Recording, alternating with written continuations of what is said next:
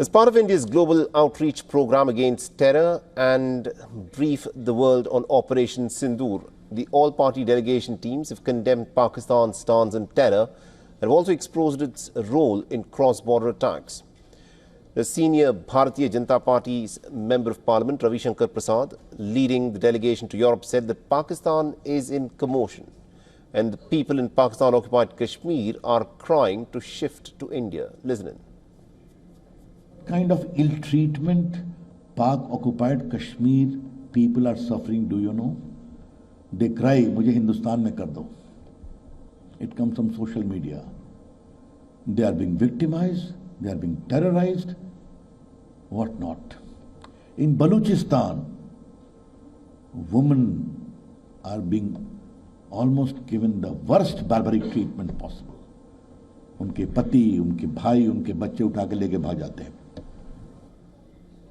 And also the former Union Minister M.J. Akbar, also part of the delegation, has called the Shehbaz Sharif government a government with a double face and a poisoned tongue.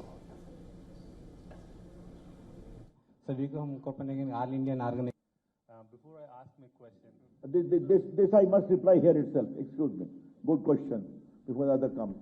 And my other friends will reply to that. Even well-meaning friends will ask you, "Oh, well, why don't you talk to Pakistan?" Tell them, Pakistan has a government with a double face. Which face do we talk to? Pakistan has a government with a forked tongue. Which tongue do we address? Pakistan talks with a poisoned tongue. Who gets hurt when a tongue is poisoned? Earlier, the Indian parliamentary delegation to Europe, comprising of 9 cross-party leaders, was briefed in Copenhagen by Ambassador Manish Prabhat on the India-Denmark Green Strategic Partnership, the democratic cooperation and shared concerns over terror.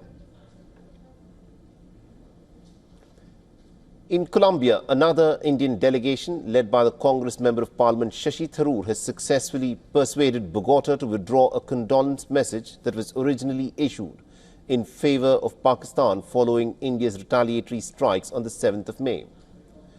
Now, Shashi Tharoor reiterated that India will, of course, live with strength and not in fear.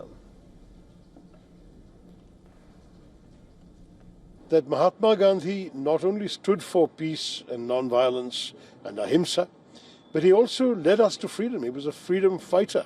Today, I think Mahatma Gandhi can be fairly invoked in speaking of the need for us to preserve our freedom without fear of the terrorists who have done so much damage to our country. In Ethiopia, another Indian delegation met with the former Prime Minister Haile Mariam Desalegn, reinforcing global consensus on anti-terror cooperation. We had an excellent meeting with former Prime Minister today of Ethiopia, Haile Mariam. We had a detailed discussion and told him what happened in Pahalgam, and the attack on India's soul is just not accepted, and we all must commit ourselves to zero tolerance against any terrorism anywhere in the world. So as India's all-party diplomatic mission span continents, the message is clear: zero tolerance for terror and firm action against state sponsors of terror. And also joining us in the broadcast, we've got Freddie Swain, who's a former Danish ambassador to India. Ambassador Swain, thank you very much indeed, sir, for joining us here on WION. Now, this is a crucial moment for India. India has, of course, sent its all-party delegations to different parts of the world, to all continents, to get this message across that terrorism will not be tolerated. In your assessment, what more does India need to do, to get this message across that sponsors of state terror need to be held accountable internationally? Thank you very much indeed. I totally share what has been viewed and aired already. India has to really speak up, and India stood up and spoke against terror. And I think the all-party delegations coming to all parts of this planet is the strongest expression of India's will really once and for all to stop terror and all the channels that are really sponsoring, financing terror.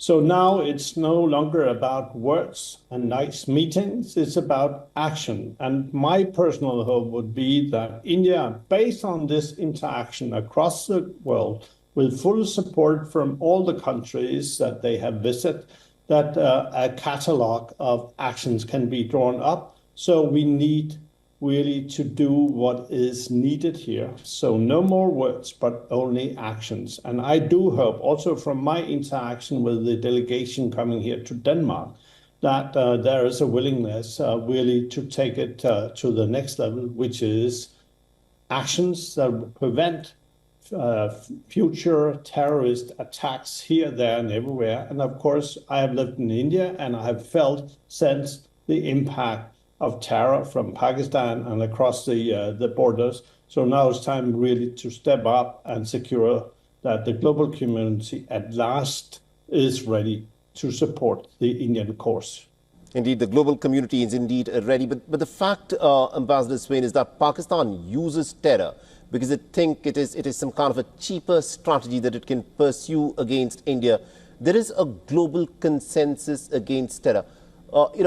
Internationally speaking, what more do you think the nations need to do to ensure that the message goes through to Pakistan that terror will not be tolerated? I think what India and Honorable Prime Minister did and what kind of actions they took has to be really supported not only in nice words and in nice settings, but it has to be supported by all nations so we once and for all can stop terror. That's one part. The second part is, of course, terror doesn't come overnight. It's something that is brewing, that has been financed. There are a lot of support structures also in your region. So how do we jointly stop that? And there are tools where we can really call out these instigators. Pakistan being a nation who has over decades supported terror attacks into India. And now they had to be called out and they had to meet kind of justice. And justice can only come from concerted action of the global and by the global community. Absolutely. Thank you very much, Ambassador Swain, for joining us with that perspective there. Thank you very much indeed. And Jai Hind.